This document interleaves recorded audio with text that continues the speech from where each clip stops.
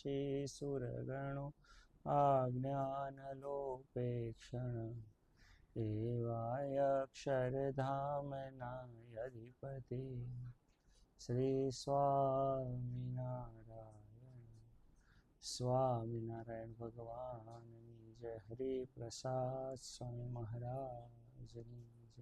ગુરુ સ્વામી મહારાજ જય.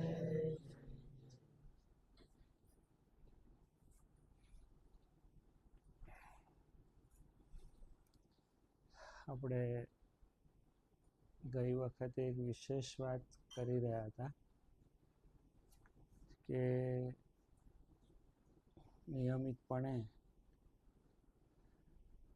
અડધો કલાક બધા કામ પડતા મૂકી અને કથા સાંભળો. મેં એવું કરવા પાછળના તમને કારણ પણ કહ્યા હતા.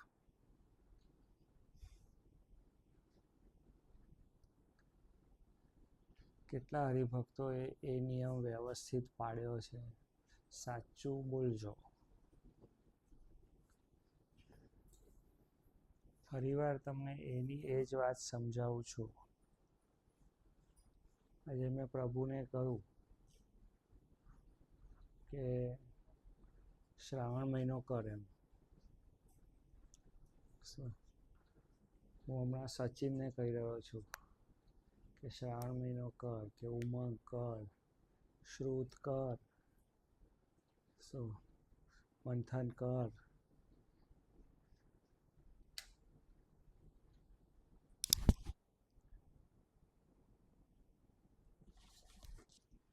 લેવા લગાન ચાલશે.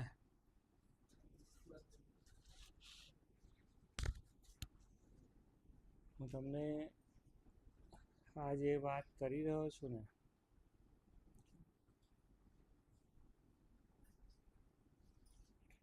તમે બધા કોકને કોક જગ્યાએ થોડા બહાર આવતા રહો. બહાર આવતા. હવે મારી વાત સંભળાય છે?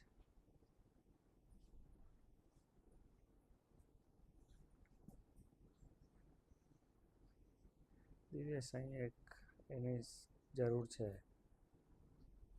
માઇક્રોફોનની. આપણે પેલું આર્ટિસ્ટનું હતું ને, હે બગડ્યું નહીં, નવું જ જોઈએ છે. અહીં જ મૂકી રાખવું છે. એટલે જો ને કંઈક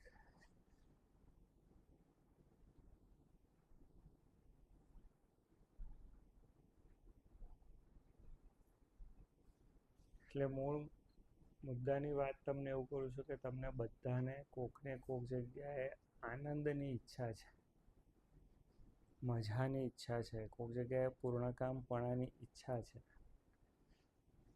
આપણે રવિવારે સભા થતી હોય, કાલે બી આપણે ભેગા થયા, સભા જ હતી સમજો, આજે ફરી સભા.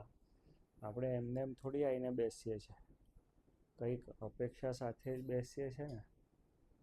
પણ કલાક બે કલાક આપણે બેસીએ અને પછી આપણે જગતની અંદર એવા ગુલતાન થઈ જઈએ છીએ શું કે આપણને એવું ખબર જ નથી પડતી કે આપણો આનંદ ક્યાં જતો રહ્યો, ભગવાન જોડેનો સંબંધ સ્વામીજી ક્યાં જતો રહે. અને એને લઈને પછી આપણા હૈયામાં ઉદ્વેગ આવે છે, નિરાશા આવે છે, દુઃખ આવે છે. આપણું જ બોલેલું આપણને વાગે છે. આપણને એવું થઈ જાય કે આ નહોતું કરવાનું અને થઈ ગયું છે. આવું બધું થાય છે ને. શાંત નથી રહેવાતું. હું તમને ફરી વાર એક જ શબ્દ કર્યો છું, ભગવાન જોડે આપણો સંબંધ તૂટે છે. ભગવાન જોડે આપણો સંબંધ તૂટે છે એનો અર્થ શું થાય છે ખબર છે? નિશ્ચયમાં ભૂલ પડે છે. ખ્યાલ આવે છે ને? અને એના કારણે જે આપણને સુખ આવવું જોઈએ, જે આનંદ આવવો જોઈએ, એ પછી આપણને આવતો નથી. હું તમને ફરી વાર કહું છું, હમણાં તો આ જગતમાં એવું છે, મેં કાલે જ એક વાત કરી કે બધા નવરા નહીં પડવાના લીધે બધાને હવે રોગ થાય છે. સૌથી વધારે રોગ માનસિક રોગો છે હમણાં. એ તમે હજુ સુધી ભારતમાં માનસિક રોગો આટલા બધા પ્રબળ નહોતા, પણ હમણાં થઈ ગયા છે મોબાઈલ આવ્યા પછી, અને એમાં બી ઇન્ટરનેટ ફ્રી થયા પછી. અને જેની પાસે ઇન્ટરનેટવાળું મોબાઈલ ન હોય એને બી થયો છે, કારણ કે જોડેવાળા પાસે તો હોય, તો એનું બગડે એટલે આપણું બગાડે. તો આ સ્થિતિ છે બધી. તો હું તમને એવું કહી રહ્યો છું કે એક અડધો કલાકનું વાંચન કે અડધો કલાકની જે કથા છે એ ખૂબ શાંતિથી બેસીને સાંભળો. હું તમને હૃદયપૂર્વક કહું છું કે તમારી સાધના જ મટવા માંડશે. સાધના જ મટવા માંડશે ખૂબ. અને એક કથા સાંભળતા સાંભળતા સાંભળતા, કારણ કે જ્યારે સત્પુરુષ બોલે છે ત્યારે બે વસ્તુ બોલે છે. સાંભળો, આપણે જ્યારે સાધક તરીકે આપણે એમને જોઈએ ને, ત્યારે એમના જીવનમાં જે કંઈ અનુભવ થયા હોય એ આપણને કહેતા હોય એવું આપણને લાગે. બરાબર? સાધક તરીકેનું આપણે એમનું સ્વરૂપ જોતા હોય, કારણ કે આપણે શું કહીએ છીએ કે અક્ષરરૂપ થઈ અને પુરુષોત્તમ નારાયણની ભક્તિ કરવાની છે. તો અક્ષર કોણ છે? તો સ્વામીજી છે. સ્વામીજી જેવા થઈ અને આપણે પુરુષોત્તમ નારાયણની ભક્તિ, આપણે શું છે? આપણે જીવ છે અને આપણે અક્ષરરૂપ થવાનું છે, અને અક્ષરરૂપ થઈ અને પુરુષોત્તમ નારાયણની ભક્તિ કરવાની છે. તો આપણા આદર્શ જે છે ને એ સ્વામીજી છે. તો આપણે જ્યારે બી કથા સાંભળીએ છીએ ભરતમામાં, ત્યારે આપણે એ કથા સાંભળતી વખત શું સાંભળીએ છીએ કે સ્વામીજી કેવું બોલ્યા, કેવું ચાલ્યા, કેવું લટકું કર્યું, કોના ઉપર કેવી કૃપા કરી. BAPS સંસ્થા તો પ્રમુખ સ્વામી મહારાજ કે મહંત સ્વામી મહારાજની સવારથી લઈ અને સાંજ સુધીની દિનચર્યા, કે ભોજનમાં શું લીધું,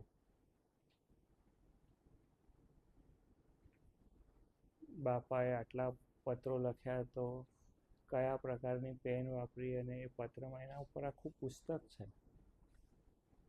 સ્વામીજી, મને હજુ યાદ છે કે મારે મનાલીની યાત્રામાં હું હતો ત્યારે મેં બેઠા બેઠા એ પુસ્તક આખું યાત્રામાં વાંચી નાખેલું. કહેવા તમને એવું માગું છું કે આપણે જ્યારે આપણી દ્રષ્ટિ સ્વામીજી ગુરુ બાજુ હોય ને, ગુરુ એટલે કેવા ગુરુ? ગુરુ તો સ્વામીજી, જો પહેલા ગુરુ કોણ છે? પહેલા ગુરુ કોણ છે? માતા છે ને. તો કયું સાંભળો છો? કોઈ સાંભળતા નથી. આખા દિવસમાં સૌથી વધારે ઉતારી પાડતા હોય તો કોને? મમ્મીને જ ઉતારી પાડવાના. એટલે અને પેલું એવું કે હવે જોડે જોડે રહેતા હોય એટલે તો એ ગુરુ છે. પછી સ્વામીજી બાલ મંદિરમાં જઈએ એટલે ત્યાંય એકડે એકને ક ખ ગ ઘ શીખવાડે. પેલું શું પી એટલે પેરોટ એવું જ હશે ને? મને તો થોડું ભૂલ પડે છે. ક એટલે કમળનો ક, એમ એવું બધું પાછું યાદ છે મને. પણ આમ એ એટલે એપલ. પછી એવું શીખવાડે કે ડી એટલે ડોંકી. એને બીજું કશું સૂઝે નહીં સ્વામીજી. તો એ સ્વામીજી શિક્ષક છે. પછી ત્યાંથી પ્રાથમિક સ્કૂલમાં જાઓ એ શિક્ષક છે. પછી હે ને પ્રાધ્યાપકો, સ્કૂલ, આ તે બધા શિક્ષક છે. પછી વ્યવહારિક પરાવિદ્યા ભણો ને, હે ને, તમને ખબર છે હમણાં પરાવિદ્યામાં બી બહુ એક વિદ્યા ભણવી હોય તો આ સમર્પિત છે. હમણાં સમજો કે એની વર્ષની ફી સ્વામીજી 50-60 હજાર રૂપિયા હશે, એવું ખરું ને? લાખ રૂપિયા છે, બોલો કેટલામાં છે? બીજામાં છે, બરાબર. પછી હમણાં ભારતની અંદર પેમેન્ટ સીટ ઉપર ડૉક્ટર થવું હોય તો 1 કરોડ 1.25 કરોડ રૂપિયા જોઈએ છે. આ બધી પરાવિદ્યાઓ છે. આ પરાવિદ્યા બધી ભણવી હોય, CA થવું હોય તો બધું સસ્તું છે પણ અઘરું છે. એટલે પરાવિદ્યા ભણવી હોય ને તો કેટલો શ્રમ છે, કેટલા બધા રૂપિયા જોઈએ ત્યારે સ્વામીજી પરાવિદ્યા ભણી શકાય. તો આ બધા ગુરુ જ છે ને. આ છે કે આપણે ઘરેથી લઈ અને પરાવિદ્યા ભણતા સુધીના બધા ગુરુ છે. પણ એ ગુરુ સાક્ષાત પરબ્રહ્મ કહેવાય? કહો તો.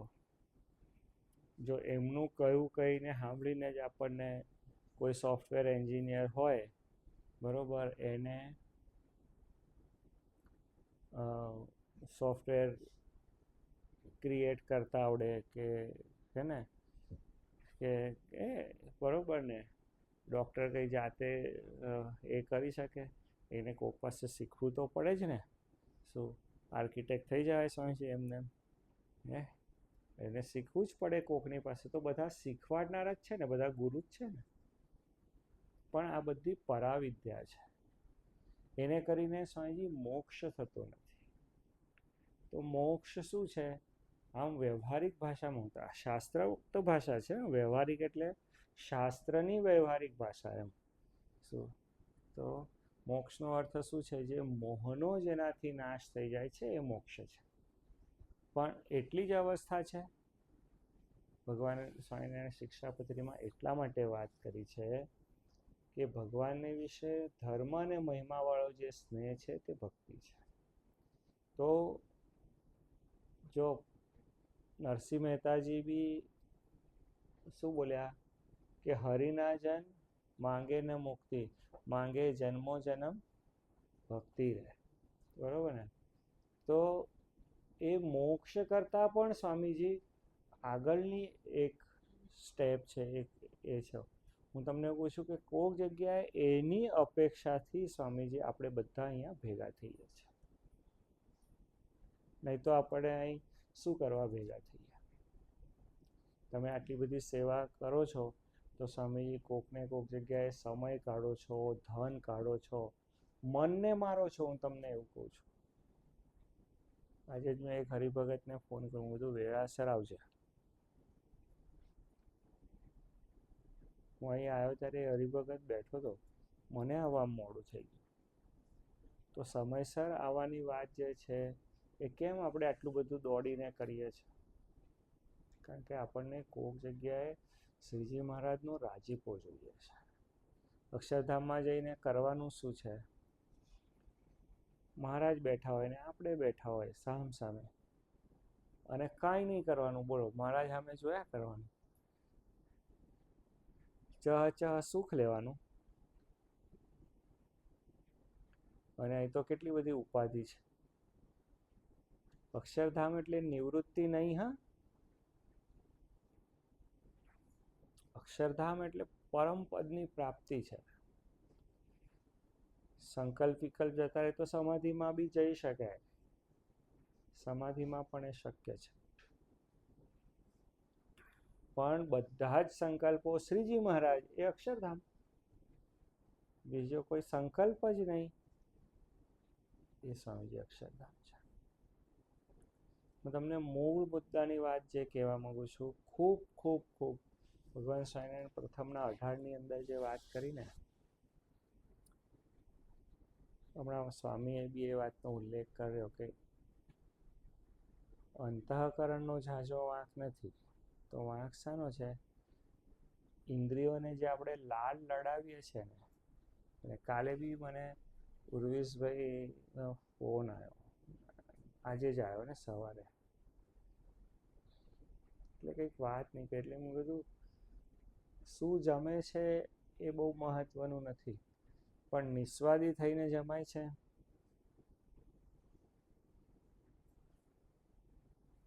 દેહ ચલાવવા માટે જરૂર છે એ રીતે જમાય છે, કે અતિશય અન્ન પાસે અપેક્ષા રાખીને સ્વાદથી જમાય છે, એ આપણે વિચાર કરવો પડશે. પ્રથમના 18માં શ્રીજી મહારાજે જે વાત કરી છે કે જે પંચવર્તમાન છે, સાધુના 10 વર્તમાન છે, બરોબર ને? એ પ્રમાણે જો આપણે સ્વામીજી જીવતા શીખીશું ને તો આપણો ભગવાન જોડેનો સંબંધ તૂટે નહીં. કેમ નહીં તૂટે કહો? કારણ કે આ બધું અંતરાય કરે છે. સ્વાદ, માન, તમે આમ માન હોય ને, માન, તો આપણને કોઈની વાત સાંભળવી ગમે નહીં. આપણને એમ થાય કે હું બોલું છું એ જ સાચું છે. આ બોલવાનું બંધ કરે અને મને સાંભળે. આ માને કરીને થાય છે. આપણને જેની જોડે સ્નેહ હોય, સ્વામીજી કે કેવો શબ્દ સ્વામીજી કહેતા કે બોલે ગમે એનું પૂછડું ગમે બોલે, અને ન ગમે એનું ડાચું ન ગમે. આ સ્વામીજી આવા શબ્દો, અને એકદમ સત્ય વચન છે, એકદમ સાચી વાત છે. આપણને જેની જોડે હેત હોય, હું બહેનોને જોઉં ને, આમ પિયર માટે આમ જોઉં ને, અને જે હેત જોઉં, હું આમ ટાર્ગેટ કરીને વાત નથી કહેતો, હું ખાલી સમજાવવા પૂરતી વાત કરું છું. નહીં તો પાછા બીજા એક વર્ગને આનંદ થઈ જશે કે જો સિક્સ મારી. સિક્સ મારતો નથી, હું ખાલી સમજાવી રહ્યો છું. તમને પણ કોઈક જગ્યાએ એવો સ્નેહ હશે જ. અને જો તમે એવું કહેતા હોય કે ના ના અમને તો એવો કોઈ સ્નેહ નથી, તો તમે કેવું જોરદાર બગાડી શકો છો. એ સ્નેહ ઓછો છે એટલા માટે થાય છે. એ વાતનો વિચાર કરજો તો તમને ખ્યાલ આવશે. પણ હકીકતમાં તમે કંઈ નિસ્નેહી થઈ ગયા છો એવું કશું માનવાનું કારણ નથી. તમને બી કોકને કોક જગ્યાએ એવું સ્નેહ હશે જ. તો હું તમને એવું કહું છું કે તમને બધાને ડ્રેસ આપ્યો, પછી ડ્રેસમાં કાપડામાં ભાત પાડો, પેલા ટીકલા બધું આવું કરે. શું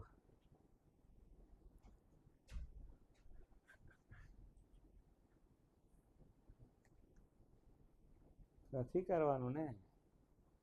સાદું. એ તો ભૂલ પડશે તમને બધાને. છોડવા માટે તો જે છોડવાનું છે એમાં પણ શોધી નાખીએ છીએ આપણે વેરાયટીઝ ઓફ વૈરાગ્ય.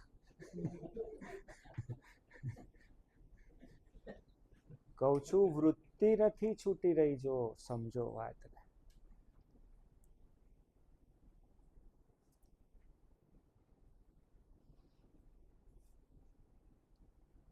સમજી કોઈ જગ્યાએ ભગવાન જેવું આપણું કોઈ નથી. હા, જો ગૃહસ્થ છીએ આપણે બધાએ સમાજમાં રહેવાનું છે, એટલે એકબીજાનો આશરો કરવો પડે, એકબીજાનું સાચવવું પડે, સંભાળવું પડે.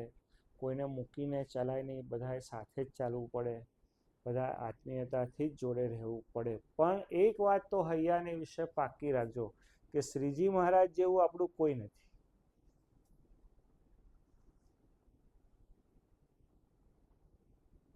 શંકરાચાર્યજીએ ખૂબ સુંદર ઉદાહરણ આપ્યું છે કે નદીની અંદર સ્વામીજી નદીનો પ્રવાહ હોય ને, હમણાં તમે બ્રહ્મપુત્રા ને એ બધું જોયું હશે, હમણાં વરસાદના લીધે આમ ફૂલ પાટ, બરાબર ને, જબરજસ્ત પાણી જાય છે. તો એની અંદર બે લાકડા હોય, એ કોક કારણોસર આમ ભેગા થાય અને બીજી ત્રીજી મિનિટે છૂટા પડી જાય.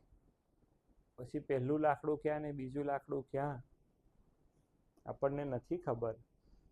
અને આ તો કંઈ હું મારી વાત નથી કરી રહ્યો, હું તો જે હિન્દુ ધર્મશાસ્ત્ર છે એની હું વાત કરું છું. આપણે કોઈને કોઈ પ્રારબ્ધના લીધે આપણે એકબીજા જોડે ભેગા થયા છીએ. આપણે ઇન ધ સેન્સ આપણા કૌટુંબિક, સામાજિક અને રાષ્ટ્રીય સંબંધોની વાત કરું છું. સત્સંગી તરીકે તો આપણે તમારે ને મારે નાતો એ શ્રીજી મહારાજને લઈને છે. શ્રીજી મહારાજને લઈને આપણે બધા ભેગા થયા છે, બરોબર. બાકીના બધા જે સંબંધો આપણા જીવનમાં છે એ તો કંઈક પૂર્વના એવા ઋણાનુબંધન રહી ગયા હશે જે આપણે પૂરા કરવાના હશે. એટલે તો આપણે એ લોકોને સાચવવા પડે, એમની જોડે રહેવું પડે. અને ત્યાં એમાં આપણે ક્યાં શાંતિથી રહીએ છીએ? બૂમ બરાડ તો કરીએ જ છે, આપણું ધારી તો કરીએ જ છે. અને એમાં ને એમાં જ સ્વામીજી ધીરે ધીરે આપણો સ્વભાવ વધે છે. હમણાં હું જોઉં છું 50 વર્ષ, 60 વર્ષ, 70 વર્ષના જે વૃદ્ધો અને હે ને, સ્ત્રીલિંગ પુલ્લિંગ બેઉ કહી રહ્યો છું. હા, એ જ્યારે વાત કરે અને આમ જીદ કરે કે પોતાની વાત મનાવવા કે એના માટે, તો એક સ્વભાવ જે છે ને એ કાઠો થઈ ગયો હોય છે. એ વ્યક્તિ પણ છોડી નથી શકતા. અને ધીરે ધીરે તો સ્વામીજી કેવું છે, આપણે આપણી આખું દુનિયા જોઈ શકીએ છીએ, પણ આપણે આપણી જાત જોઈ શકતા નથી. તમને કોઈને પોતાનો ચહેરો દેખાય છે? મને કહો. કોઈ પોતાનો ચહેરો જોઈ શકતું નથી. અરીસો જ જોઈએ. એ અરીસો એટલે સ્વામીજી. અને એ અરીસો જોયા પછી આપણને ખબર પડવી જોઈએ કે અરે રે, આમનામાં તો કેટલા બધા ગુણ છે, મારામાં તો અહીં દોષ છે. નહીં, પેલા એક બહુ જૂનો, હું સ્કૂલમાં હતો ત્યારે મેં એવું સાંભળ્યું હતું. આપણે કોઈને પાર્કિંગનો પ્રોબ્લેમ, પ્રભુભાઈ ફોન મારે છે કોઈ, તો એક પતિ પત્ની 2 જણ કંઈક સામાજિક પ્રસંગે જવાના હોય છે. અને પેલા પત્ની તૈયાર થતા હોય છે અને અચાનક લાઇટ જાય છે. એટલે ઉતાવળ હોય છે, એટલે તોય એ મેકઅપ કરીને બધું તૈયાર થઈ જાય છે. એટલામાં લાઇટ આવે છે. એટલે એના પતિને પૂછે છે કે હું કેવી લાગુ છું? તો કે પોસ્ટ ઓફિસના ડબ્બા જેવી. તો કે કેમ? પેલું પાવડરની જગ્યાએ કંકુ ચોળી દીધું હોય છે. તો આપણી સ્થિતિ આવી છે. આપણો બધો મેકઅપ આવો છે. આપણે બધું સારું કરવા જઈએ છીએ, પણ બધું ભૂલ ભરેલું બધું થાય છે. આપણને આપણા કેટલા બધા નિર્ણયો એવા હોય છે કે જેની અંદર એવું થાય કે આ નિર્ણય ન લીધો હોત તો સારું. કેટલા બધા નિર્ણયો એવા છે. તો આપણો શણગાર કરવો હોય તો આપણે સ્વામીજી બાજુ જોવું પડે. અને સ્વામીજી નામનો જો અરીસો આપણામાં હોય, અરીસો હોય ને તો જેવું હોય એવું બતાવે. અને સ્વામીજી નામનો અરીસો આપણને એની અંદર એવું બતાડે કે આમ નહીં, આમ થોડું કાઢ નાખ, આમ નહીં, આ થોડું કાઢ નાખ, આમ નહીં, તો તું સારો લાગીશ, તો તું સરળ થઈ શકીશ, તું શાંત થઈ શકીશ, તું આનંદિત થઈ શકીશ, તો તું પૂર્ણ કામ થઈ શકીશ. એ સ્વામીજીના પ્રતાપે થાય છે. હું તમને આ વાત એટલા માટે વારે વારે સમજાવું. પ્લીઝ તમે મારી વાત સાંભળો, તમે બીજે ધ્યાન ના આપશો.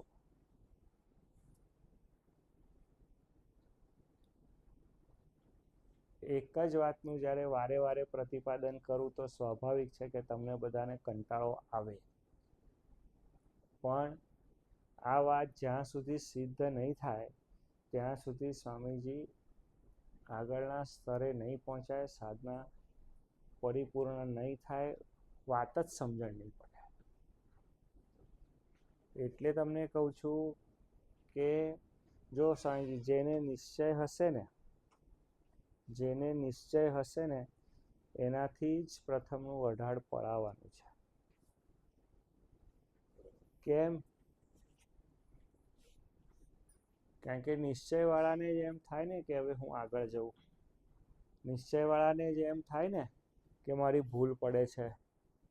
નિશ્ચયવાળાને જ એવું થાય ને કે મારે એમને રાજી કરવા છે. આપણે તો સ્વામીજી ગમે તે થાય કે કંઈ નહીં, આજે ચાલશે, એવું થાય છે ને. કંઈ નહીં, આજે હવે શું છે, હવે થોડો પ્રોબ્લેમ જ છે, તો આજનો દિવસ ચાલશે એમ કરીને આખી જિંદગી આપણી સ્વામીજી જઈ રહી છે. શું આપણે કડક અનુશાસન સાથે નિયમો પાળી શકતા નથી. અને આમ સત્પુરુષ પાસે જોઈએ ને તો એકદમ સહજ અવસ્થાની અંદર નિયમ પાળી શકે. હમણાં મારી પાસે યશ બેઠો હતો. યશની ઉંમર કેટલી? 20 વર્ષ. પ્રસન્ન સાંઈ તમારી કેટલી?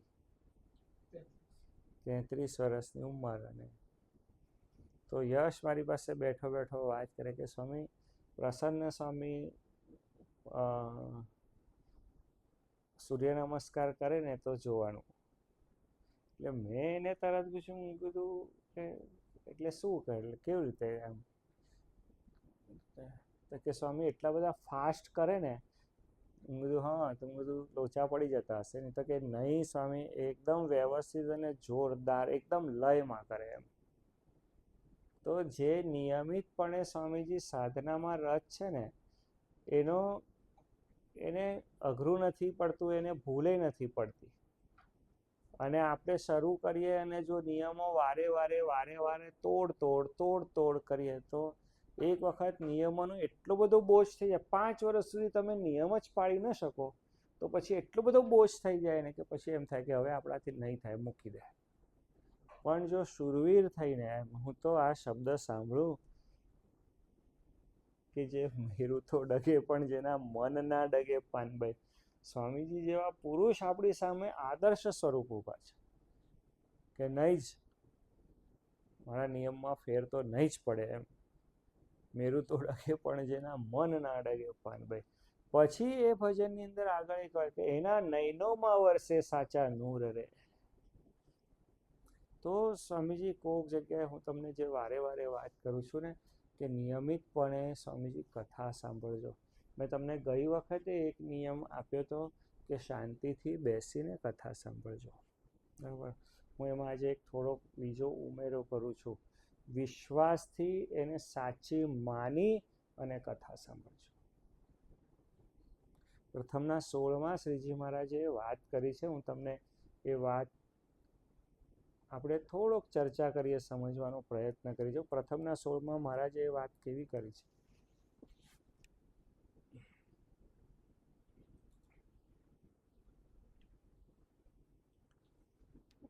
અને પરમેશ્વરને વિશે તો તેને કોઈ અવગુણ ભાસે જ નહીં.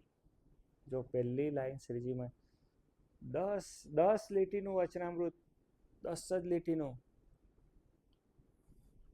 પૂરું જ કરી નાખે, પણ એક જ લીટી જો, અને પરમેશ્વરને વિશે તો તેને કોઈ અવગુણ ભાસે જ નહીં. કોની વાત કરે છે? પરમેશ્વર.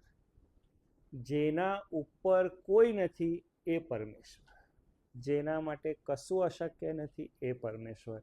જે સર્વત્ર વ્યાપ્ત છે એ પરમેશ્વર. જે બધાનું સાંભળી શકે છે એ પરમેશ્વર. જે બધાનું પોષે છે એ પરમેશ્વર. જે કરુણાનિધાન છે એ પરમેશ્વર. સર્વ કર્મ ફળ પ્રદાતા છે એ પરમેશ્વર. એ બધા જ કર્મોના ફળને ભૂલી જાય અને મોક્ષ માર્ગે મૂકી દે એ પરમેશ્વર. અને સ્વામીજી એટલે પરમેશ્વર. પરબ્રહ્મ પુરુષોત્તમ નારાયણ સ્વામીજીની અંદર અખંડ રહે છે. વચનામૃત અને સર્વે શાસ્ત્ર એવું કહે છે કે જે ગુરુ છે ને એની અંદર પરબ્રહ્મ પુરુષોત્તમ નારાયણ પ્રગટ રહે છે અને આપણને એ વસ્તુની અનુભૂતિ છે. તો એ પરમેશ્વર, હવે આ જે પરમેશ્વર છે એની અંદર અવગુણ ભાસે જ રહી લો. તો એટલે ભાસે નહીંનો અર્થ આપણે શું કરીએ કે અવગુણ હોય પણ હવે જોવાનો નથી, એવું. લૌકિક રીતે તો આપણે એવો જ અર્થ કરીએ ને કે આપણને દેખાય તો એ આંખ આડા કાન કરી દેવાનું. હવે આપણે પરમેશ્વરમાં અવગુણ જોવાનો નથી, એવો અર્થ કરવાનો છે. આપણી ઇન્દ્રિયો અંતઃકરણમાં એ વાત બરોબર સમજામાં આવી જવી જોઈએ કે આ જે ચિદાગન રસઘન મૂર્તિ છે તે નિર્દોષ છે.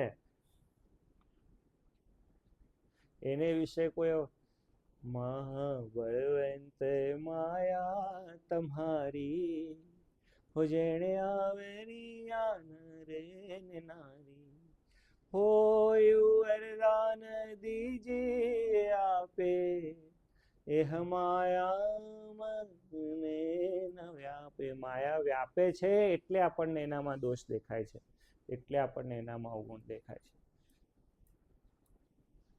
વળી તમારે વિશે જીવના, ન આવે મનુષ્ય બુદ્ધિ કોઈ દન, હો તમે જે લીલા કરો નાથ, હો તેને સમજવું અલૌકિક ખ્યાલ.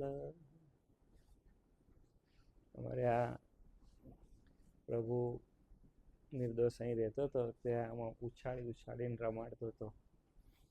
એમ તે સાંજે સુસુની ધાર કરી આમ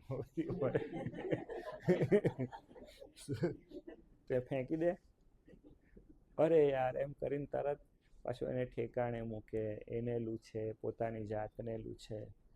કેવો નિર્દોષ ભાવ રહે છે, કહો રહે છે ને.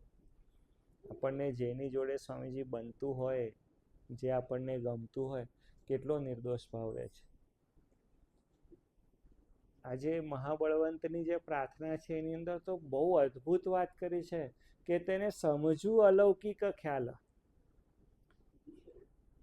લક્ષ્મણજી બેઠા અને સ્વામીજી બોર સબરી બધા ચાખેલા. એઠા ના કહેવાય એને સ્વામીજી, એ એઠા તો મહાપુરુષો બોલી શકે. સબરીજી તો ચાખીને મૂકેલા બોર હતા. અને ભગવાન રામચંદ્ર જમે અને લક્ષ્મણજીને વિચાર ઉઠે. એ વખતે આ જે શબ્દ છે, હનુમાનજી હોત તો માતા સબરીની છાવડીની છાબડીઓ ખલાસ થઈ ગઈ હોત કે લાવો મૈયા, લાવો લાવો, મારા પ્રભુ માટે કાઢેલો પ્રસાદ છે, લાવો લાવો. હું લક્ષ્મણજીને કોઈ જગ્યાએ એ નથી, પણ એક ચરિત્ર છે ને, આપણને સમજવા માટે એ મળે છે. લક્ષ્મણજી એ બી બહુ જ ભાવથી જમ્યા હોત તો કદાચ આપણી અંદરનો જે ભાવ છે એ પ્રદર્શિત ન થયો. આપણા અંદર રહેલો ભાવ લક્ષ્મણજીએ કેવળ પ્રદર્શિત કર્યો છે, બાકી એ તો ભગવાનને ધારે એવા પુરુષ હતા. ભગવાન તરફ અખંડ એમની દ્રષ્ટિ હતી. એક ને આપણે હોય તો ઊભા થઈને કંઈક કે આવું સ્વામી પાણી પી આવું ને આમ તેમ કરીને આગા પાછા. લક્ષ્મણજી તો ત્યાં બેઠા બેઠા ભગવાનનું તો સમજવું અલૌકિક ખ્યાલ. જ્યાં જ્યાં ભગવાન રામચંદ્રને કોકે દુઃખ આપ્યું ને ત્યાં લક્ષ્મણજી, એટલે લક્ષ્મણજી એટલે કવચ છે. તો કદાચ એ વખતે લક્ષ્મણજીનો થોડો સ્વભાવ આપણને આકરો લાગે કે મનુષ્ય ભાવ વાળો લાગે, પણ એ ક્યાં લક્ષ્મણજીએ સર્વત્ર એક જ વસ્તુનો વિચાર કર્યો છે કે મારા પ્રભુ ભગવાન રામચંદ્રને સુખ કેવી રીતે થાય, એને દુઃખ પડવું જોઈએ નહીં, એને કોઈ હેરાન કરવું જોઈએ નહીં. એટલે એ કોઈક જગ્યાએ ઉગ્ર થયા છે. તમે જોશો તો તમને એ વસ્તુનો ખ્યાલ આવશે. તો સમજવું અલૌકિક ખ્યાલ. આગલા દિવસ કાલે સવારે યુદ્ધ કરવાનું, રાત્રે ભગવાન રામચંદ્ર કે ના, હજુ એક વખત આપણે રાવણને ચાન્સ આપવો પડે. શું થાય? આપણે બધા શું કરીએ કે સ્વામી તમે સમજો, પૂર્વીસ હોય તો હું વાત કહે કે સ્વામી કેટલા કરોડનો ખર્ચો થયો તમને ખબર છે? આપણે તો અહીંથી અહીં આવ્યા, આટલા વાનરો, આ લોકોને રોજ જમાડવાના, આ કરવાનું, આપણે સુગ્રીવને પ્રોમિસ કર્યું છે, આ તે કેટલું બધું બોલે. એમ શું આખું હિસાબ બહાર કાઢીને મૂકી દે કે સ્વામી આપણે અહીં આવ્યા ને ત્યાં સુધી હજુ સુધી આટલા કરોડનો ખર્ચો થઈ ગયો છે. જો પાછો વળવાનો કોઈ પ્રશ્ન આવતો નથી, હારીશું તો હજુ 2 કરોડ, બાકી જો એમને એમ ગયા ને તો લોચો પડે એવું છે. હવે શું પાછા જવાના પૈસા, હવે તો ખાલી લંકામાંથી લઈને જ ખાવાનું છે. કેટલું બધું સમજાય દઈએ. ભગવાન રામચંદ્ર આગલા દિવસે સમજવું અલૌકિક ખ્યાલ. ભગવાન સ્વામી દાદા ખાચર ને ભગવાન સ્વામિનારાયણ વાત કરે. કે આ ખરબૂજો છે એ સ્વામીજી તું માટલામાં નાખી દે બસ. ભગવાન સ્વામિનારાયણ દાદા ખાચરને વાત કરે કે અમારે સંતોન રહેવા સારું છે ને ધર્મશાળા કરવી છે. દાદા ખાચર કે સ્વામી અમારા ઉતારા છે લઈ લો, અમે ચાલ્યા. શું ભાવ કર્યો હશે!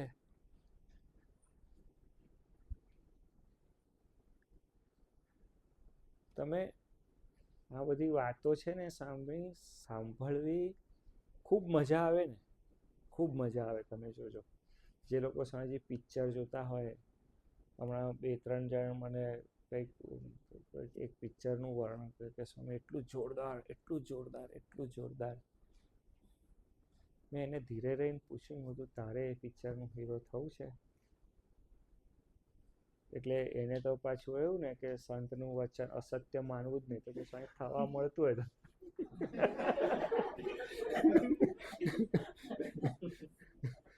પછી મેં એને ધીરે રહીને પૂછ્યું, બધું એ માર કેટલો ખાતો તો એ જોયું? તો કે સ્વામી રહેવા દો.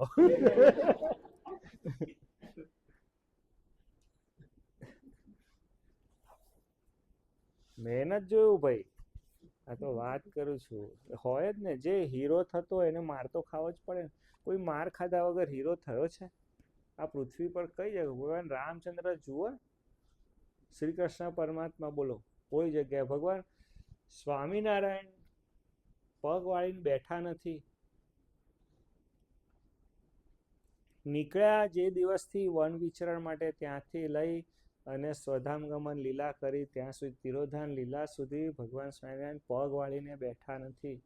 અખંડ હરિભક્તોનું ચિંતન કર. ખાલી એવું બોલ્યા નહીં કે હું મારા ભક્તોની માળા ફેરવું છે. કર્યું છે સતત ચિંતા, સતત ચિંતન કર્યું છે. અને એ ચિંતનને જોઈ અને આમ રાજાભાઈએ ભગવાન સ્વામિનારાયણ પાસે ઢગલો કરી દીધો અને પછી કહ્યું કે મારા સાધુ કરો. ત્યારે ભગવાન સ્વામિનારાયણ કીધું કે તમે કોણ છો? તો કે દાસ છું. શું લક્ષણ દાસનું? તો કે એમ કરે. તો કે શું કરશો? સાધુ થશો કે અમે કહીશું એમ કરીશું? ગામ ધણી જેવી વ્યક્તિ સ્વામીજી ભગવાન સ્વામિનારાયણનું વચન તરત જ સમજી અને આટલા વર્ષો સુધી સમજી. અને રાજાભાઈનું ખેતર અને પર્વતભાઈનું ખેતર સીમ એક જ, પેલી સીમા આ બાજુ ને પેલી સીમા આ બાજુ. કેટલું નિષ્કુળાનંદ સ્વામીને કહ્યું કે હવે તમે સાધુના કપડાં પહેરો, તમારી સાસરીમાં જાઓ. હવે એમના પત્ની બી પિયર આવ્યા અને ત્યાં જઈને કે ભિક્ષા માગીને લાવો. શું થાય? આપણને એવું થાય ને કે આ તો ચરિત્ર કરે છે, પણ ચરિત્રમાં જેણે દિવ્ય ભાવ રાખ્યો સ્વામીજી, એ બધાના જન્મારા ગયા, પતી જ ગયું. એને પૃથ્વી પર આવવાનું રહ્યું જ નહીં. આવાગમનના ફેરા જ ટળી ગયા. આજે આ લક્ષિતે મને ક્લિપ મોકલી છે સ્વામીજી, બહુ અદ્ભુત ક્લિપ છે. સ્વામીજી કે બુદ્ધિ શક્તિ કોની? તો બધા બોલ્યા મહારાજની. સ્વામીજી તરત બોલ્યા ડોલર કોણા? તે સોમ.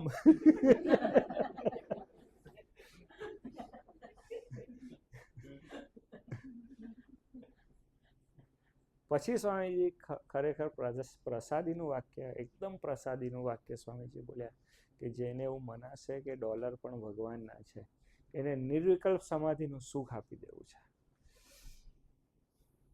તમે સમજો, ડોલરમાં ના મળે ભગત. તમે નાના હતા ત્યારે અલીબાબા 40 ચોરની કથા સાંભળી હતી કે સ્વામીજી એ અલીબાબા આટલું બધું ધન હતું તોય મોક્ષ માર્ગે ગયો, એવી કોઈ જગ્યાએ કથા છે? તમારા ડોલર અલીબાબા 40 ચોરના જેટલા ડોલર થાય તો ભાઈ આપણી સંપત્તિ તો ખાબોચિયા જેવી હોય. મને હમણાં જ એક હરિભગત કે મેં કીધું કે સ્વામી બહુ મહેનત કરું, બહુ મહેનત કરું, પણ પૂરું જ નહીં થતું. મેં કીધું હજુ સુધી કેટલા કમાયો હોઈશ? એટલે કે સ્વામી શું પૂછો છો? શું? મેં કીધું કેટલા લાખ? આટલા વર્ષોમાં કેટલા લાખ રૂપિયા કમાયો હોઈશ? 50-55 વર્ષની ઉંમર. એટલે એમ કે સ્વામીજી લગભગ 50-55 લાખ રૂપિયા હજુ સુધી કમાયો, ખર્ચીને બધું વાપરી નાખ્યું હશે. એમ કશું બેલેન્સ મળે નહીં મારી પાસે. બધું તોય તારો મોક્ષ કરે એને ભગવાન કહેવાય. આપણે 5, 50, 55 લાખ રૂપિયા જિંદગીની અંદર કમાયા હોય, આપણી પાસે કશું બેલેન્સ ન હોય, ઠીગડા જ હોય, 12 સાંધે 13 તૂટે એવી સ્થિતિ હોય, અને આપણે એનું ભજન કરતા હોય, અને પછી એ આપણને એમ કે હું તને અક્ષરધામમાં લઈ જઈશ, એના જેવો બીજો ભગવાન કોઈ મળે નહીં. આ વાતનો ખૂબ ઊંડાણથી વિચાર કરજો. એટલા માટે ભગવાન સ્વામિનારાયણ આ વચનામૃતમાં વાત કરી રહ્યા છે કે પરમેશ્વરને વિશે તો કોઈ અવગુણ ભાસે જ નહીં. એટલે આપણને તો માયાના કારણે એની અંદર અવગુણ ભાસે છે. તમને ખબર છે, કોઈ કપડું હોય, સફેદ કપડું, આ તમે બધાએ પહેર્યું છે, 5-6 દિવસ પહેરો તો મેલું થઈ જાય. શું? તો એ મેલું થઈ ગયું કહેવાય. પણ એને બરોબર એ કરીને ધોઈ નાખો, અને પછી એ કપડું કેવું થઈ જાય, પાછું હતું એવું ને એવું થાય કે ના થાય? એ તો માયાનું આવરણ ચડ્યું છે એને. એમ સ્વામીજી આપણી સમજણને માયાનું આવરણ ચડ્યું છે, તે આપણને પરબ્રહ્મ પુરુષોત્તમ નારાયણને વિશે સ્વામીજી મનુષ્ય ભાવ થાય છે. બાકી એ મનુષ્ય જેવા નથી. બીજી એક આગળની ખૂબ વિશેષ વાત કરે છે, અને ભગવાન અને સંત જે વચન કહે તેને પરમ સત્ય કરીને માને, પણ તે વચનને વિશે સંશય કરે નહીં. બસ આટલું જ આપણે આ વચનનું નિરૂપણ કરવું છે. જો જ્યાં સુધી ભગવાનની વાત આવે ને સ્વામીજી, તો આપણને મનાય. પણ સંતમાં રહ્યા ભગવાનનું માનવાનું આવે ને તો થોડું કઠણ પડે. મારી વાત સાચી ખોટી? આપણને એમ થાય કે, અને ભગવાનનું પ્રત્યક્ષ સ્વરૂપ હોય ને એ તો થોડીક બાંધછોડ કરે. સંત સ્વરૂપમાં જે ભગવાન રહ્યા છે એને બાંધછોડ તમને છટકવા જ દે. સ્વામીજી હમણાં 2 દિવસ પહેલા હું કથા સાંભળતો હતો. સ્વામીજી કે તમને આત્મીય કરવાના જ છે, તમે 100% થવાના છો. તમે મારી આ વાતમાં સંશય કરતા જ નહીં. નહીં થાવ તો છેલ્લા દંડો તો છે જ. ત્રીજી વાતમાં માલ છે. આપણો સંકલ્પ નથી. અક્ષરધામ જવાનો આપણો સંકલ્પ એણે કરેલો છે, અને આપણે જો આગા પાછા વર્તીશું તો સ્વામીજી એ ગમે તેમ કરી અને આપણને લઈએ. કારણ કે આપણે સુકાન આપ્યું છે એના હાથમાં. નહીં તો આપણે જ પાછું એને પૂછીશું કે તમને સોંપ્યું હતું તમે શું કર્યું? આપણો સ્વભાવ છે પાછો નાટક કરવાનો. એટલે ભગવાન સ્વામિનારાયણ શું વાત કરે છે કે આ સાધના સહેલી કરવી હોય, સમજણવાળી કરવી હોય, એમાં રસાસ્વાદ આવે, આનંદ આવે, હા, રસો વૈસાહા, એ કરવું હોય તો તમારે જે એક વાત છે કે ભગવાન અને સંત જે વચન કહે. સાંજે સહેલી સાધના છે, એકદમ સહેલી. જેનામાં પ્રીતિ હોય એનું વચન મનાય. હું હમણાં જે વાક્ય બોલ્યો, જેનામાં પ્રીતિ હોય એનું વચન મનાય. કેટલા જણ આ વાતને સાચી માનો છો? હાથ ઊંચો કરો.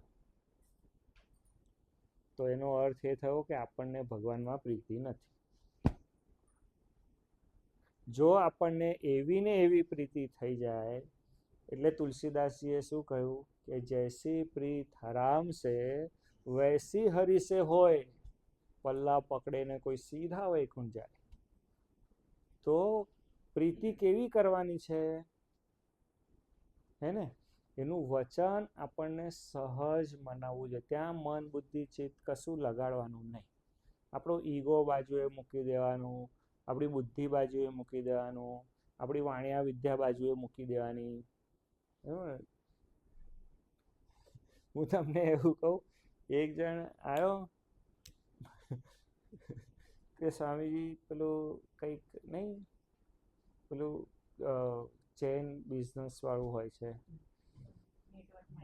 હા, નેટવર્ક માર્કેટિંગ તે સ્વામીજી આઈને પોક મૂકીને બેઠો ને રડે ને મને કે સ્વામી તો શું થયું? કે બહુ બહુ ભૂલ પડી ગઈ ને આમ તેમ. વિજય કે બહુ બહુ ભૂલ પડી ગઈ. મેં કીધું શું થયું? કે સ્વામી 25 લાખ રૂપિયા જતા રહ્યા. નેટવર્ક માર્કેટિંગ બધું નેટવર્ક માર્કેટિંગ વાળા તો કે સ્વામી બીજાના તો બધાના હિસાબ જ અપાય એવો નથી. આ તો કે મારા જ આટલા જતા રહ્યા. બધું બીજાના કેટલા હશે? તો સ્વામીજી ગણવા બેવું તો છાતી જ બેસી જાય એવું થાય જ એવું નથી. શું કરું? હું તો એની વાત સાંભળી રહ્યો શું. પછી મારે એને જે કહેવાનું હતું બધું કહું એ પછી સારું હું વિચાર કરું. આમ બેઠો હું બધું આટલું હું બધું સ્વામીજીના વચ્ચે ને શ્રીજી મહારાજના વચ્ચે ને આટલો નવાઈ ગયો હોત. હું કીધું આને શ્રીજી મહારાજે કે કોકે લૂંટ્યો હોત તો કેટલો સુખ્યો થઈ જાતા. પણ આપણે એમની પાસે લૂંટાવા તૈયાર નથી. આપણે બીજે લૂંટાવવું છે. એટલા માટે તુલસીદાસ રામ નામ કી લૂંટ હૈ, લૂંટ સકે તો લૂંટ, નહીં તો ફિર પીછે પછતાએગા. હે ને? આપણને બહુ સ્વામીજી આપણે ગણતરીથી ચાલો જ ભગવાન સ્વામી શિક્ષાપત્રીમાં કહ્યું કે રૂડા અક્ષરે નામું લખવું કહ્યું જ છે. કઈ પ્રશ્ન જ આવતો નથી. અને મેં તો સ્વામીજી એવું જોયું છે, સ્થિતિ જ ન હોય હરિભક્તોની, માંડ પૂરું કરતા હોય અને સ્વામીજી આમ એની સેવા લખે એનું અને આપણને એવું થાય ને દરેક વખતે હું તો આ થોડું પૈસા ઉપર આવી ગયો પણ છેલ્લો એક આ પ્રસંગ કહીને તમને કે પુરુષ ના થતું હોય અને આપણને એવું હોય ને કે કણ લે તો મણ દે એ ભગવાન. અને સ્વામીજી એક સમયો જાય, બીજો સમયો જાય, ત્રીજો, પેલો વધારે ને વધારે ગરીબ જ થતો જાય. શું? અને સ્વામીજી ડાયસ ઉપર સ્વામીજી વિરાજમાન હોય અને બધા હરિભક્તોની વાતો કેવી ચાલતી હોય, બધી કથાઓ કેવી ચાલતી હોય કે આ હરિભગતે આટલી સેવા કરી, એનું આટલું થયું, પેલાએ આટલી સેવા કરી, આ થયું, પેલું થયું, ઢીકણું થયું, ફલાણું થયું. તો પેલો હરિભગત બેઠો શું કરે કે સ્વામી મારી શું ભૂલ? પેલો શું ડાયલોગ છે, અમારો શું ગુનો? એવું થઈ જાય ને. પણ એની અંદર જે નિર્દોષ વૃત્તિ મૂકે, સ્વામીજી ધન તો ગમે તેમ કરીને અહીં છોડીને જ જવાનું છે, મૂકીને જ જવાનું. છૂટકો જ નથી, રસ્તો જ નથી સ્વામીજી આપણી પાસે. કોઈ લઈ જઈ શકે એવું હોય તો કહો. તમારા બધા પાસે જે વડીલો ઉપાર્જિત સંપત્તિ છે એનું કારણ શું છે? કારણ કે એ લઈ જઈ શકતા નથી એટલે તમારી પાસે જ નહીં તો હોય કઈ તમારી પાસે હોય કે લાવ હું તો લઈ જઈશ, 10 તોલા સોનું મને જોઈશે રસ્તામાં વૈતરણી તો આ રહે જ નહીં તમારી પાસે. તો નથી તો શું છે? અને જુઓ સ્વામીજી, ઘણા ભક્તોને મેં એવો વ્યાપાર કરતા જોયા છે. સર્વસ્વ આમ શ્રીજી મહારાજની માટે આમ બુદ્ધિના પ્રદાતા ભગવાન આમ એને જેને સમજણ પડી જાય. તમે માનશો નહીં, મેં રાહુલભાઈને 2 વર્ષ પહેલા એક વાત કરી. રાહુલ, આપણે ગમે તેટલું કમાઈએ પણ આપણે આપણા પૂરતું નિર્વાહ પૂરતું રાખીએ, બાકીનું બધું શ્રીજી મહારાજ હાથે અર્પણ કરી દે.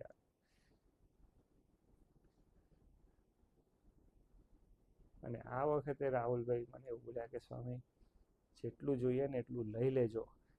શું? પણ મારે એ વાત સિદ્ધ કરવી છે. હું તમને આ વાત કરી રહ્યો છું, મરું થતા હોઈએ, ખાલી ધનની બાબતમાં નહીં. મૂકો એ યાર, આ તો એ જ ભાષામાં તમને ખબર પડે છે એટલે વાત કરું છું. પણ મન, મેં કાલે જ આને કહ્યું, બધું ઘસા બહુ આપણે સાંભળ્યું કે પર્વતભાઈ ને દાદા ખાચર ને આપણે હરિધામમાં તો કેટલા નામ સ્વામીજી એક ભગવાન સ્વામિનારાયણ વખત થયા અને આજે આપણી પાસે બી એવા હરિભક્તો બેઠા છે. બધું ઘસા શું અને મન ઘસવું બહુ અઘરું છે. ધન તો હું ખિસ્સામાં હોય, મન સાલું અંદર હોય. પૈસા દઈ દેવાય, મનનું ધાર્યું આમ 60 થતું નથી. બધું મનથી ઘસા. આપણી બુદ્ધિ ત્યાં નથી કામ લગાડવાની. આપણે બરોબર મહારાજનું વચન આપણને જે કહે છે બરોબર સમજવાનું છે, કરવાનું છે. અને કર્મમાં તો ખૂબ ધ્યાન રાખવાનું છે. ભગવાન સ્વામિનારાયણ કે જ્યાં જીવબા લાડુબા પાસેથી ગાય લેવી છે, 200 રૂપિયા લઈ આવે. બોલો, જીવબા લાડુબા ઉછીના પૈસા પેલું સોનું મુકાવડાવીને 200 રૂપિયા લાયા. તમે જુઓ, એક એક ચરિત્ર જુઓ. આમ કર્મ કેવું છે, મન કેવું ઘસવાનું છે એની વાત કરું. ધન, હમણાં ધન ભૂલી જાઓ. હું તમને કહી દઉં કે 200 હતા એ પેલાને આપી દીધા, 10 વાર ગણાવડ્યા, 200 વધાવડાયા અને પછી જીવબાન લાડુબાને એના રૂપિયા આપી દીધા અને પેલાને એના રૂપિયા આપી દીધા. વાર્તા પતી ગઈ. પણ ઘસરકો સ્વામીજી ક્યાં છે કે આમ જ્યારે માગે અને સાના સારું માગે. ભગવાન સ્વામિનારાયણને ગાય ક્યાં રાખવી હતી? અને પેલો હરિભગત તો એવું જ કહ્યું કે બાપા નહીં જોઈએ, રૂપિયા રાખો તમે. તો કે ના ના, અમારે દેવા જ પડે કે. આ ચરિત્ર જો બરોબર સમજીએ ને આપણે, આમ જોડે બેઠા હોય ને આમ એ વસ્તુ આપણને, જો હું તમને એવું કહું છું, આપણાથી ખાવાનું નથી છૂટતું.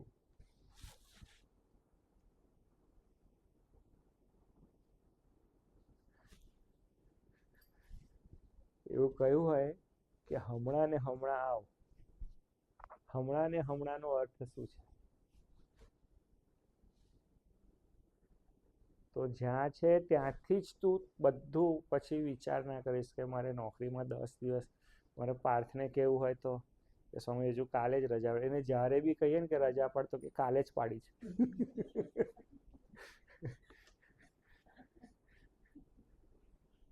અમારે એક પ્રસંગ થયેલો, આ નિલેશ ગયો અમદાવાદ, હજુ પહોંચ્યો બી નતો.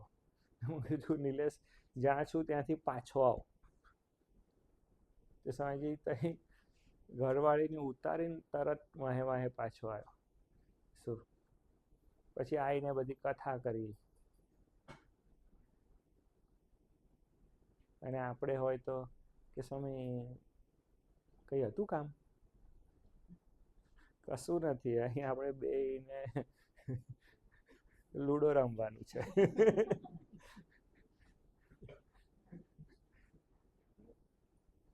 પૂછી જ કેવી રીતે શકાય?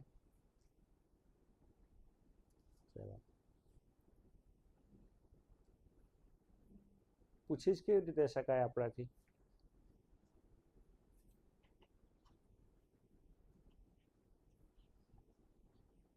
હું તમને એવું કહું છું કે બુદ્ધિને છે ને શાર્પ કરો.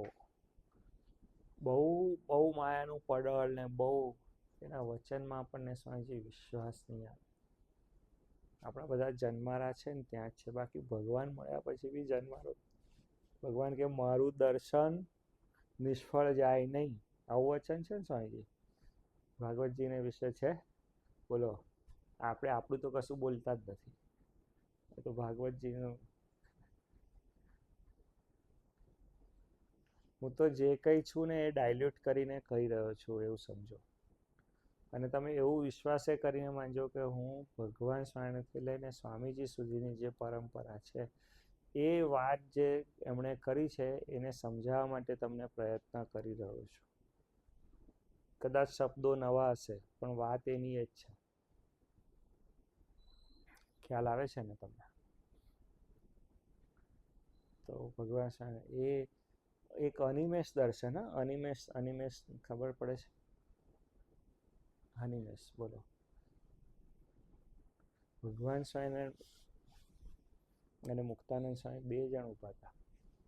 મુક્તાનંદ સ્વામી અને ભગવાન સ્વામિનારાયણ ઊભા હતા બીડીના ઝાડ નીચે. એ પ્રસંગ સ્વામીજીના સ્વમુખે મેં સાંભળેલો. તો ત્યાં કીડીઓનો રાફડો હતો, ઉમંગ. એ કીડીઓના રાફડા હારું મુક્તાનંદ સ્વામી જોઈ રહ્યા અને ભગવાન સ્વામિનારાયણની પણ દ્રષ્ટિ પડી. તો કે સ્વામી, આ કીડીઓનો શું પ્રારબ્ધ? એટલે ભગવાન સ્વામિનારાયણ મુક્તાનંદ સ્વામીને કહ્યું કે સ્વામી તમે સંકલ્પ કરો. અને જ્યાં મુક્તાનંદ સ્વામીએ ખાલી ભગવાન સ્વામિનારાયણ દ્રષ્ટિ તો હતી જ ભગવાન સ્વામિનારાયણની, મુક્તાનંદ સ્વામી ખાલી સંકલ્પ કર્યો તો કીડીઓ ચતુર્ભુજ સ્વરૂપે થઈ અને ઉડવા માંડી.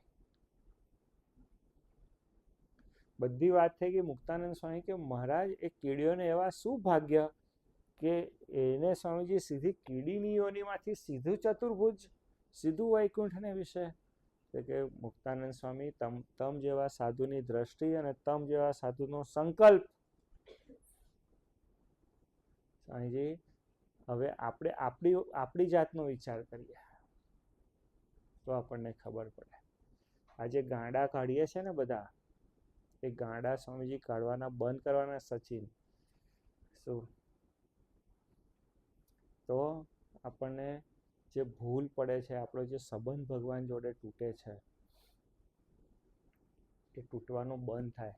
આપણે 24 કલાક એકને એક વિચારમાં હોય છે કે આણે આમ કર્યું, પહેલાં એ ઠીકણું કર્યું, આજે પહેલાં પૈસાનું. કહું છું અડધો કલાક શાંતિથી બેસો, ભગવાનના સંબંધમાં બેસો. શું હમણાં 2 દિવસ પહેલાં એક સાધુ મારી પાસે આવીને બેઠા. મને કે સ્વામીજી મને બહુ મોડો વિચાર ઉઠે છે, બહુ જ મોડો વિચાર ઉઠે છે. બધું કે મોડો વિચાર ઉઠે છે, શું થાય છે? બધું પાછા જવાની ઈચ્છા. તો કે ના પાછા જવાની એવી કોઈ ઈચ્છા થતી નથી, પણ મને એવું થાય છે કે મારાથી સાધના થશે, મારાથી પૂરું થશે, હું ભગવાનને રાજી કરી શકીશ. એક જ વાત હું તમને કહું છું, મેં એમને કહીએ, હું બધું પોતાના બળે નહીં થાય. આપણો પુરુષાર્થ 100%, પણ કૃપા એની જોઈશે ને જોઈશે જ. અને એ કૃપા મેળવવા માટે શું કરવાનું છે? નિર્દોષ બુદ્ધિ રાખી અને એ જે કહે છે એ કરવાનું છે. આપણે આપણી જ ચલાય કરી તો સમજો કે આપણે આપણા જ રસ્તામાં ગોથા ખા અને એને મોઢા પર જ પડીશું. તમે સમજ્યા? ડાચું જ છૂંદાઈ જશે. સમજો ને? ડાચું એટલે સમજો છો ને? મોઢું અને ડાચામાં ફેર છે. હા, છૂંદાઈ જશે. અને પછી એવું થશે કે આ બધું અબ્બક વાતો છે. મને એક જણ તો આવીને કે સ્વામીજી, મને કહે કે સ્વામી મને છે ને આમ બેચેની લાગે છે, મજા નથી આવતી. સચિન મારી વાત સાંભળતું, મને મજા નથી આવતી, મારે આમ. એટલે મેં એને જાણી જોઈને પહેલો પ્રશ્ન એવો પૂછ્યો, શું નાસ્તિક થઈ ગયો છું? મેં એને એવું ન પૂછ્યું કે તને નિષ્ઠા જતી રહી છે, તને નિશ્ચયમાં ફેર પડી ગયો, એવું ન પૂછ્યું. મેં એને એવું પૂછ્યું, હું નાસ્તિક થઈ ગયો? કે ના બાપ જન્મારે ના થવું, કે હું નાસ્તિક નથી થયો. તો મેં કીધું તો શું થયું છે? આપણો સંબંધ તૂટે છે, બસ. એટલું બધું જગતનું સાંભળીએ, એટલું બધું, એટલી બધી કથાઓ ને એટલી બધી વાતો, એટલું બધું વેરિએશન વાળું જ્ઞાન. સાંઈ શાંતિથી બેસતા શીખો. ભગવાન અને પોતાના સંત વચ્ચે. પોતાના સંતનો અર્થ શું કરું છું ખબર છે? પોતાના સંતનો શું અર્થ છે? હું તમને સ્વામીજીની વાત કરી રહ્યો છું કે જેને તમે તમારા આત્માનો કલ્યાણનો એ સુપ્રત કર્યો છે. એમનું વચન માનો, એ શું બોલી રહ્યા છે સાંભળો, એની જોડે જીવો તો તમને ખબર પડશે. આ તો સ્વામીજી સવારથી ઉઠ્યા સુધી સાંજ સુધી કંઈ શું થઈ રહ્યું છે એ જ આમ વિચાર કરજો એકવાર બેસીને, સાચા દિલથી કહું છું કે કેવા સત્સંગી છો. એક વખત વિચાર કરજો, તમારે બી કરવાનું. આજે સ્વામીજી સવારે કથા સાંભળતો, સ્વામીજી પ્રથમના 18ના છેલ્લો પેરો વાંચતા સ્વામીજી કે ભલા થઈને માનજો. બોલે ભગવાન સ્વામિનારાયણ બોલે આપણને ભલા કે છે, હું તો તમને બળદિયા જ કહું.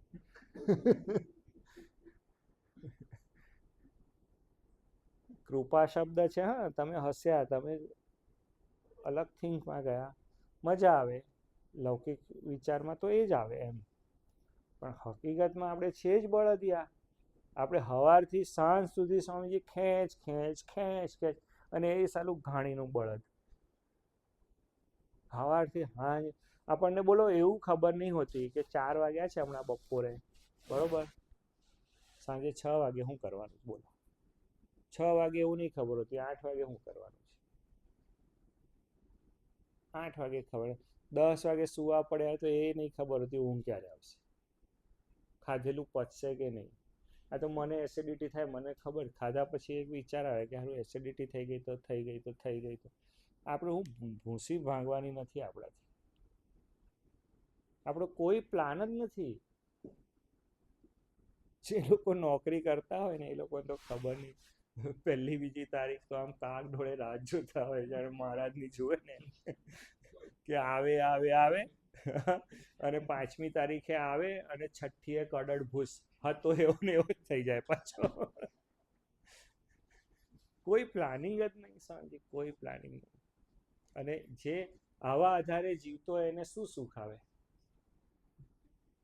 એને શું સુખ આવે મને કહો. એને તો અખંડ, તો પછી જે વચન છે સ્વામીજી ભગવાનનો સંબંધ છે ને એ અખંડ રાખવાનો છે. સહજાનંદ સ્વામી મહારાજની જય, હરિપ્રસાદ સ્વામી મહારાજની જય. ગુરુ સ્વામી